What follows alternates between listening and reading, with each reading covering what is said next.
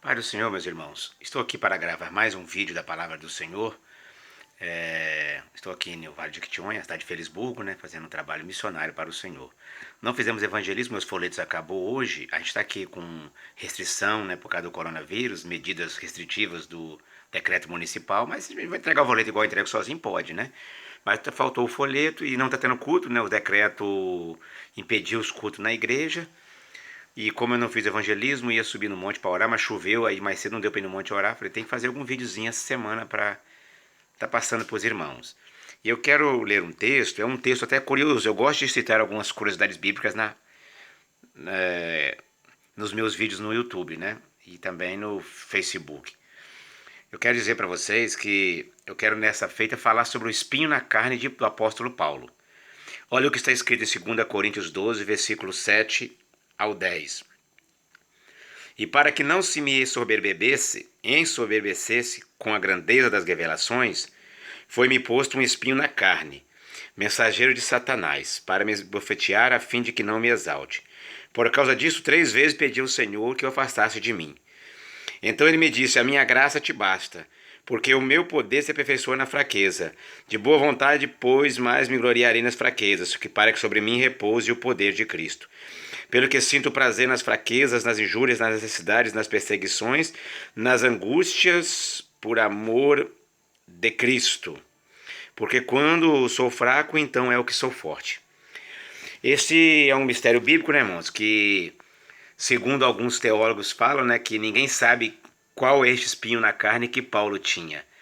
Alguns teólogos chegam a dizer que era um soldado, que Paulo ficou preso em Roma, né? Os irmãos sabem dessa história. Ele foi preso na primeira prisão domiciliar e na segunda prisão de Paulo, ele foi preso na prisão mesmo, amando, já não era domiciliar mais, amando do imperador Nero, de Roma, né? E ele foi decapitado nessa vez. Paulo fez 4 cartas da prisão, Gálatas, Efésios, Filipenses e Filemão, né? Então, alguém diz isso, né, que era um soldado que batia nele lá. Outros falam que era uma enfermidade no corpo físico.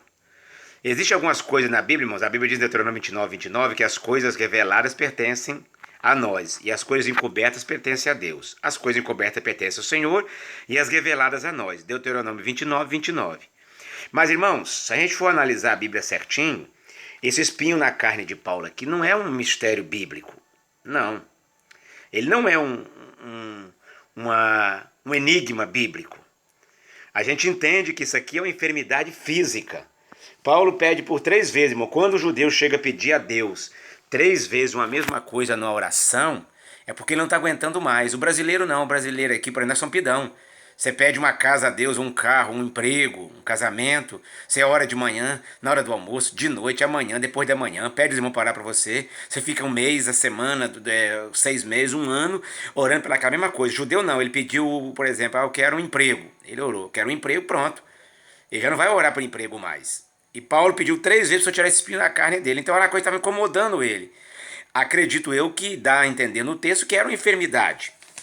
Mas se a gente for no texto aqui, irmãos, e olhar aqui 2 Coríntios 12, do versículo 7, é claro que no rodapé da minha Bíblia não mostra, mas esse texto nos remete a um texto de Gálatas 4, 14.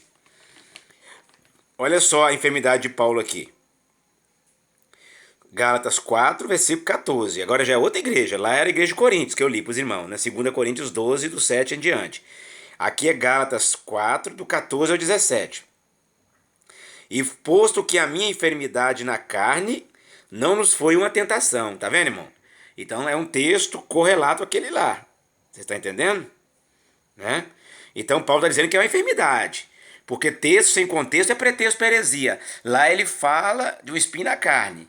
Mas aqui já está falando, irmão, porque às vezes um texto, ele de imediato já apresenta um contexto. E tem texto não, que você tem que olhar outros textos da Bíblia, pode ser até a Bíblia toda, para ser o contexto daquele texto. Então o contexto daquele texto lá, acredito eu que é isso aqui. Entendeu, irmãos? Tá vendo? A minha enfermidade na carne não foi uma tentação, mas não me revelaste desprezo nem desgostos. Antes me recebeste como anjo de Deus, como o próprio Jesus.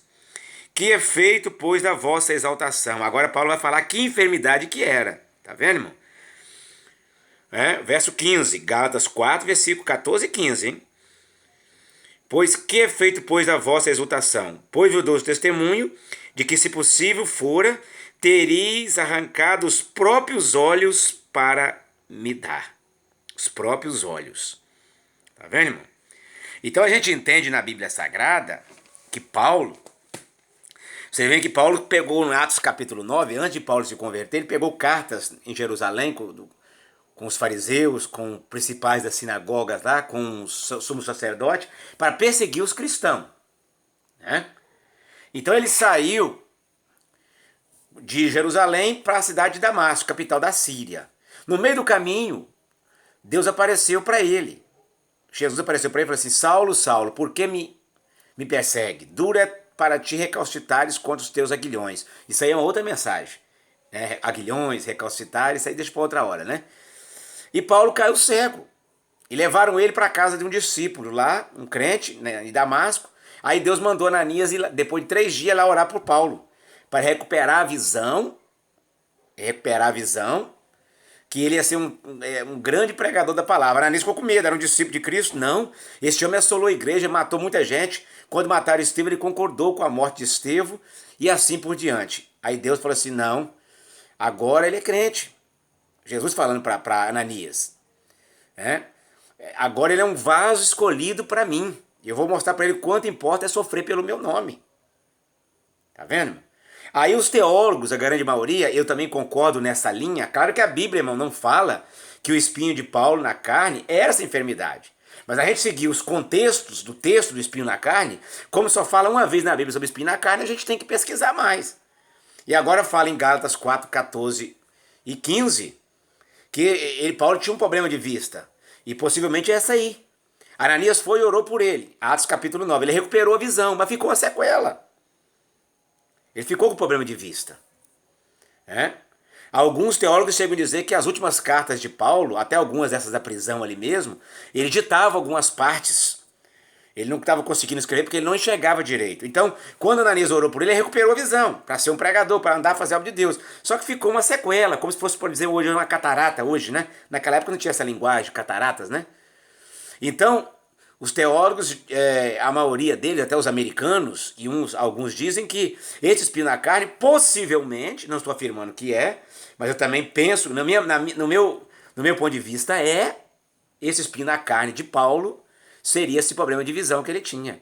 E ele está falando da igreja de Gálatas aqui. Eu sei que se você fosse possível, vocês arrancavam até os próprios olhos para me dar. E Gálatas, Efésios, Filipenses, Filemon, foi uma das últimas cartas de Paulo, foi as cartas da prisão. Então Paulo estava bem de idade. Então a idade foi avançando, aquela catarata no olho dele foi avançando e Paulo já não conseguia ver claramente. Mas Jesus curou ele lá. Quando Ananias orou, ele foi curado, mas ficou a sequela.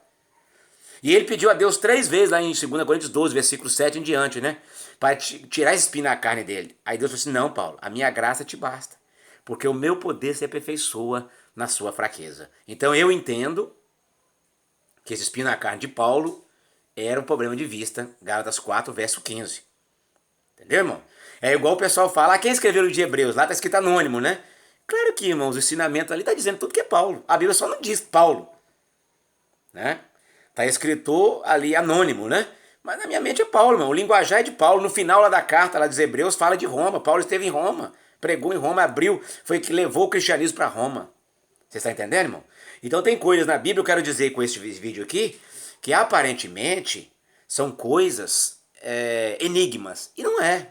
Quem é a mulher de Caim? O nome dela? Não tem na Bíblia. Aí é um enigma.